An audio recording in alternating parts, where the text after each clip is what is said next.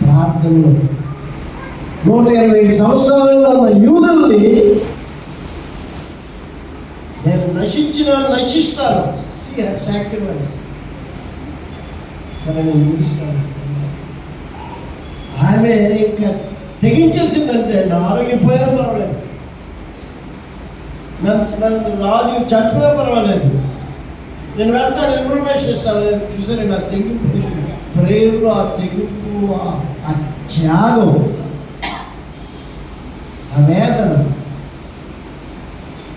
నువ్వు ఈ రాజస్థాన్ రాజా అంతఃపురంలో ఉన్నంత మాత్రం బ్రతికిపోతారు అనుకుంటున్నావేమో. You don't pray, you will die.